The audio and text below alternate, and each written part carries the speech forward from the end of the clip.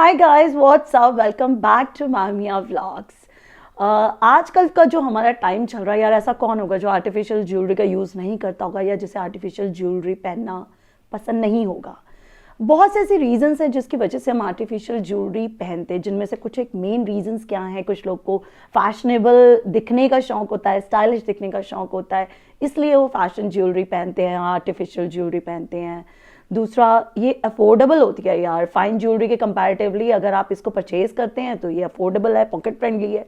और तीसरा जो सबसे इम्पॉर्टेंट फैक्टर है वो ये कि ये इसके साथ ना रिस्क फैक्टर आपका खत्म हो जाता है, आपको डर नहीं होता इसे पहन के। तो ये कुछ एक रीजंस हैं जिनकी वजह से हम आर्टिफिशियल ज्वेलरी का यूज़ करते हैं।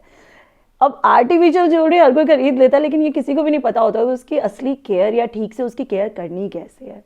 तो मेरी एक बहुत ही प्यारी सी फ्रेंड सीमा जैन, जो कि मेरी सब्सक्राइबर भी हैं, उन्होंने मुझसे रिक्वेस्ट की कि मैं ऐसी एक वीडियो बनाऊं जिसके ऊपर मैं ज्वेलरी की हम कैसे केयर कर सकते हैं ना, ये डिस्कस करूं। तो मैंने कहा यार ये definitely it's a good topic, इसके ऊपर वीडियो बनानी बनती है, क्योंकि कोई भी ऐसा घर नहीं होगा, कोई भी ऐसी फीमेल नहीं होगी कि जहाँ पे आर्टिफिशियल ज्वेलरी नहीं यूज होती हो। तो आज की इस वीडियो में मैं आपके साथ शेयर करने वाली हूँ 12 ऐसे पॉइंट्स या 12 ऐसे टिप्स जिनकी हेल्प से आप अपनी जो ज्वेलरी है, फैशन ज्वेलरी है, आर्टिफिशियल ज्वेलरी है, उसकी केयर कर सकते हो और साथ ही उसकी लाइफ को बढ़ा सकते हो। सो गाइज, वीडियो को बिना स्किप किए हुए पूरा देखिएगा, क्योंकि ये कहा जाता है little knowledge is a dangerous thing. तो इसलिए एक एक टिप बहुत इंपॉर्टेंट है एंड आई एम श्योर अगर आप इनको फॉलो करेंगे तो आप अपनी ज्वेलरी की अच्छे से केयर कर सकते हैं। So before I start this video, if you are new to my channel and interested in sustainable fashion, तो जल्दी से हमें सब्सक्राइब कर लीजिए। हमारा चैनल RRR को रिप्रेजेंट करता है, रीयूज, रीस्टाइल एंड रीफैशन। आप लोग मेरे दोनों इंस्टाग्राम हैंडल्स को भी फॉलो कर सकते हैं, जहां पर अक्सर मैं इसी तरीके के स्टाइलिंग टिप्स एंड ट्रिक्स आपके साथ शेयर करती रहती हूँ और बहुत सारे गिव अवेज भी अनाउंस करती रहती हूँ। तो चलिए जल्दी से स्टार्ट करते हैं अपनी आज की ये वीडियो। जब भी बात होती है ज्वेलरी की केयर की, तो कुछ एक कॉमन चीज़ें हैं जिनसे उन्हें बचा के रखने की बात की जाती है। तो आज उन्हीं चीज़ों में से जो पहली चीज़ है उसके ऊपर है मेरा पॉइंट नंबर 1, यानी कि केमिकल्स। तो केमिकल से आप अपनी ज्वेलरी को कैसे बचा सकते हैं। सबसे पहले तो ये केमिकल्स होते किस में हैं। हमारे जितनी भी क्रीम्स हैं, लोशंस हैं, उन सब में केमिकल होता है। उसके अलावा हमारे जो स्प्रेज हैं, वो किसी भी तरीके का स्प्रे हो सकता है यार। आजकल तो हम लोग हेयर स्प्रे भी करते हैं, हेयर स्प्रे हो गया, बॉडी स्प्रे हो गया, हमारे डिओड्रेंट्स हो गए, परफ्यूम्स हो गए, किसी भी तरीके का जो भी स्प्रे है, लोशन है, क्रीम है, उन सब में केमिकल्स होते हैं। हमें इसका कॉन्टैक्ट अपनी जो हमारा ज्वेलरी है उसके साथ कम से कम करना है। जब भी आप कहीं जा रहे हो, किसी भी पार्टी में जा रहे हो, कहीं पर भी जा रहे हो, आपको करना क्या, आपको सबसे पहले पूरा ड्रेसअप होना है और फाइनली उसके बाद लास्ट स्टेप में आपको अपनी ज्वेलरी को वेयर करना है। ऐसा करने से आप अपनी ज्वेलरी को केमिकल से बचा सकते हैं। सेकंड पॉइंट है कि आपको पानी से बचाना है अपनी ज्वेलरी को, वाटर के कांटेक्ट से बचाना है। वाटर के कांटेक्ट से आप कैसे बचा सकते हो।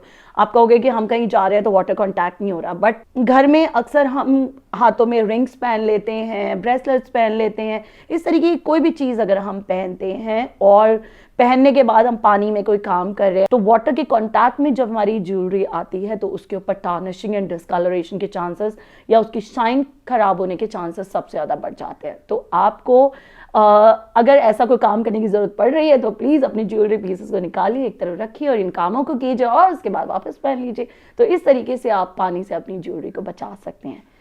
तीसरा इंपॉर्टेंट फैक्टर जो होता है हमारा मॉइस्चर, जिसके ऊपर आगे के कुछ पॉइंट्स मेरे उसी फैक्टर के ऊपर बने हैं, क्योंकि ये अलग अलग तरीकों से हमारे जो ज्वेलरी है ना उसको अफेक्ट करता है। तो थर्ड पॉइंट मॉइस्चर का जो मैं आपको बताना चाहती हूँ। मॉइस्चर कैसे आता है। सबसे पहली चीज जो एक रॉन्ग इंप्रेशन हम लोगों के माइंड में बैठा हुआ है वो ये कि हमें अपनी ज्वेलरी को ना कॉटन में रैप करके रखना है।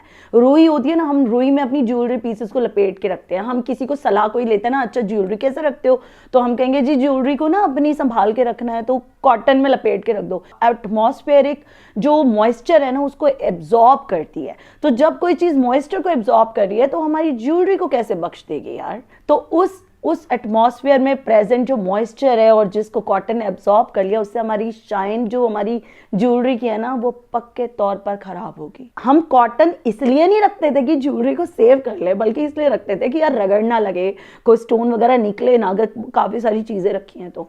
नेक्स्ट टाइम से आपको करना क्या है, आपको इन कॉटन रैप्स की जगह ना बबल पैक्स यूज कर सकते हैं। अब बबल पैक के अंदर एक तो मॉइस्चर एंटर नहीं करेगा, आपकी हवा वगैरह एंटर नहीं करेगी, और कोई भी चीज रगड़ नहीं खाएगी, आराम से आप उसे रख सकते हैं।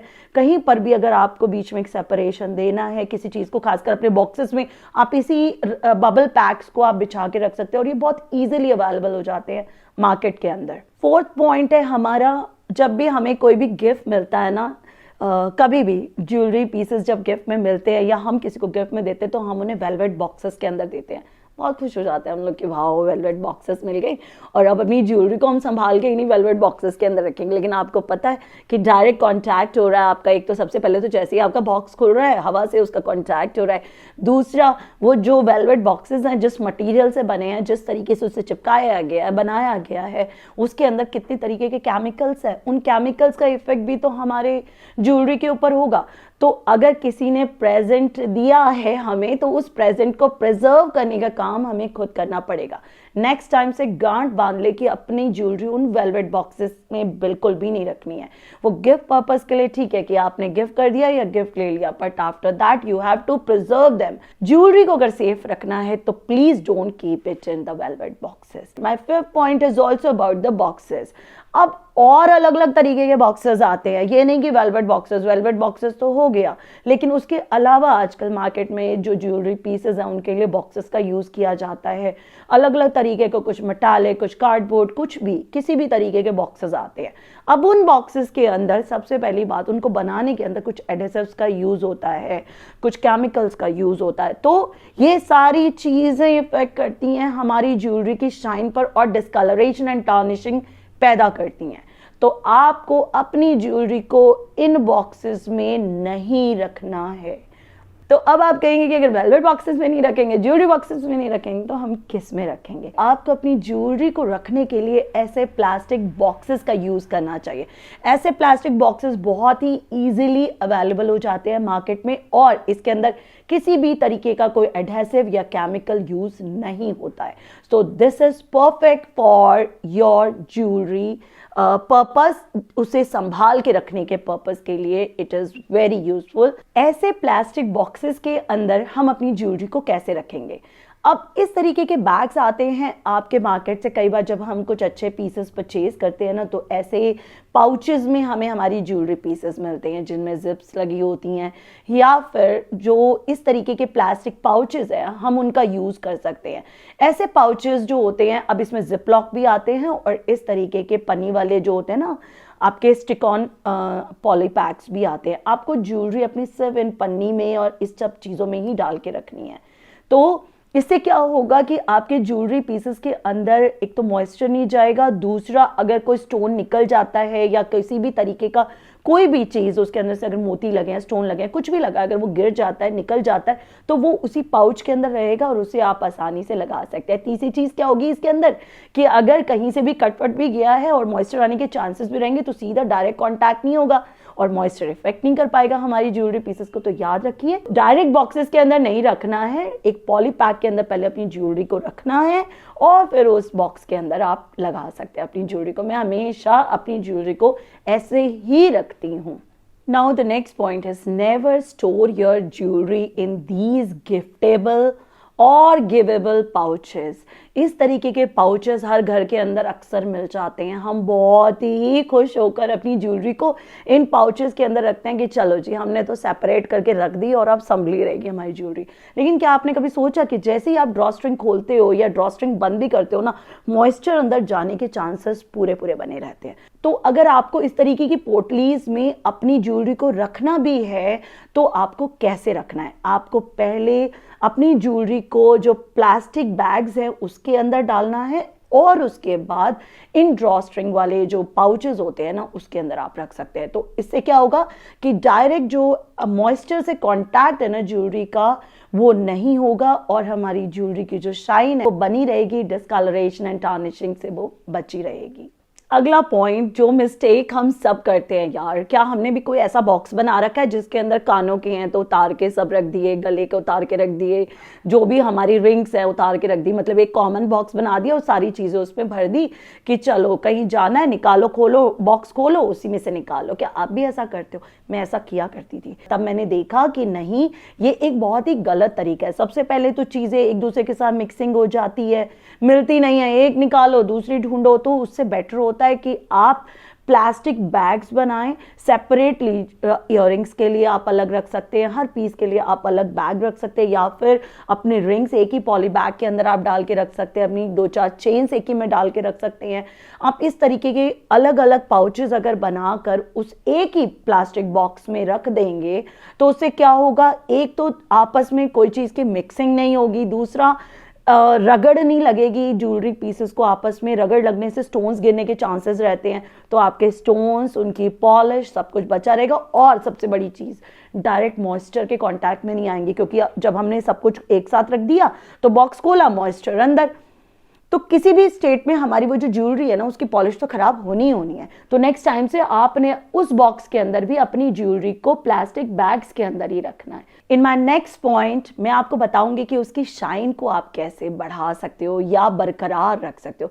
जब भी आप कोई चीज़ खरीदते हैं, कोई भी ज्वेलरी पीस खरीदते हैं, आप उसमें कुछ ना कुछ तो इन्वेस्ट कर ही रहे होते हैं। तो कुछ भी जब हम किसी चीज़ में इन्वेस्ट करते हैं तो ऑब्वियसली हम अपनी कलेक्शन को बढ़ाना चाहेंगे। तो जब आप कलेक्शन को बढ़ाते हैं तो उस कलेक्शन को मेंटेन रखना भी आपकी रिस्पॉन्सिबिलिटी हो जाती है।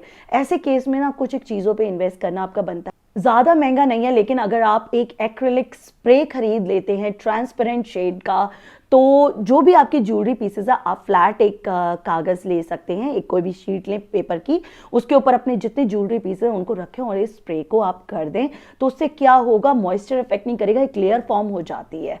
वो लेयर जो है ना वो डायरेक्ट कॉन्टैक्ट से बचा लेती है, मॉइस्चर इफेक्ट नहीं कर पाता है हमारी ज्वेलरी पीसेस को। तो कोई भी acrylic spray in transparent shade आपके पास ज़रूर होना चाहिए, उससे आप अपनी ज्वेलरी को बहुत अच्छी तरीके से बचा सकते हैं। नाउ नेक्स्ट पॉइंट, इस पॉइंट में मैं आपको ये बताऊंगी कि जब आप कहीं से आते हैं, आप किसी पार्टी से आ गए, आपने अपनी ज्वेलरी को उतार के रखना है। तो ज्वेलरी को उतार कर रखने के बाद आपको सबसे पहला काम क्या करना है, आपको कोई भी हैंकी, कॉटन का हैंकी ले सकते हैं, कोई कॉटन ले सकते हैं, उससे उस ज्वेलरी पीस को आपने करना है साफ बहुत ही अच्छी तरीके से। अगर उसके अंदर कोई भी स्टोन्स लगे हैं या स्टोन्स वाला ही सारा काम है, उस केस में आप सॉफ्ट ब्रिसल्स वाला अपना एक टूथब्रश बना लीजिए, जो ज्वेलरी केयर के लिए आप अलग रख सकते हैं।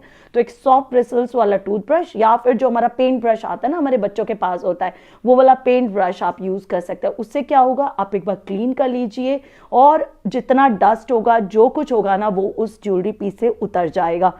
और उसके बाद ही आप प्लास्टिक के जो बैग्स हैं ना, उनके अंदर डालकर अपनी ज्वेलरी को सेफली रखिए। And now coming to my last point, ये बहुत ही इंपॉर्टेंट पॉइंट है और मैं अक्सर बहुत सारी रील्स भी बनाती रहती हूँ, शॉर्ट वीडियोस बनाती रहती हूँ अपने इन्हीं, ये जो हमारे हैक्स होते हैं ना, हम किस तरीके से अपनी ज्वेलरी को प्रोटेक्ट कर सकते हैं, सेफ रख सकते हैं, इन सब पे बहुत सारी रील्स में बनाती रहती हूँ। तो अगर अब तक आपने नहीं देखी ना, तो ज़रूर एक बार चैनल विजिट करके देखना कि काफ़ी सारे टिप्स एंड ट्रिक्स आपको मिल जाएंगे और बहुत से अभी और मैं अपलोड करूँगी। बट उनमें पिछले दिनों अभी मैंने एक रील और शॉर्ट अपना अपलोड किया था, जिसके अंदर मैंने आपको बताया था कि अक्सर हमारी ज्वेलरी जो होती है ना, पड़े पड़े उसमें जो डिस्कलरेशन, टार्निशिंग आ जाती है, उससे हम कैसे बचा सकते हैं।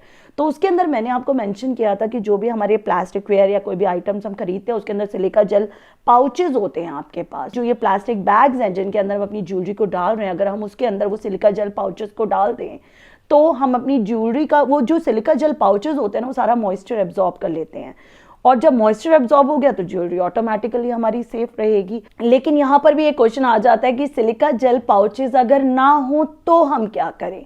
उस केस में गाइस, मार्केट में इजीली अवेलेबल होते हैं चॉक्स। हमारे बच्चे अक्सर यूज़ करते हैं घर में, हम भी बहुत बार यूज़ करते हैं उन चॉक्स का, या कर चुके होंगे पास्ट में। तो वो जो चॉक्स आते हैं ना, आप उनका एक बॉक्स तो लेके अपने पास रख लो, छोटा सा बॉक्स लेके रख लो, और जब भी कोई भी ज्वेलरी पीस हो ना, आज ही गांठ बांध लो, अभी कर लेना कि जितने आपके ज्वेलरी पीसेस आपने यहाँ वहाँ रखे हुए हैं या जिस भी फॉर्म में रखे हुए हैं ना, आप उनके पॉली बैग्स के अंदर डालते हुए उसके अंदर एक छोटा सा ना चौक का पीस डाल दो, क्योंकि चौक भी मॉइस्चर एब्जॉर्ब करता है। तो अगर सिलिका जेल पाउचेस नहीं है तो भी you don't need to worry about anything, just take a chalk, छोटा सा टुकड़ा उसके अंदर डाल के रख दीजिए, सारा मॉइस्चर एब्जॉर्ब कर लेगा और ज्वेलरी का जो शाइन है ना उसको बिल्कुल खराब नहीं होने देगा, और डिस्कलरेशन टार्निशिंग से तो वैसे ही बच जाएगी हमारी jewellery. So guys, I think अब आप सबको पता है कि कैसे आपको अपनी ज्वेलरी की केयर करनी है, कैसे उसको रखना है, कैसे उसकी संभाल करनी है और कैसे उसकी लाइफ बढ़ानी है। तो कैसी लगी आपको हमारी आज की ये वीडियो और हमारा ये प्रिजर्वेशन टिप्स से भरा हुआ कंटेंट? तो क्या आप मिस करना चाहेंगे इस तरीके के कंटेंट को? नहीं ना?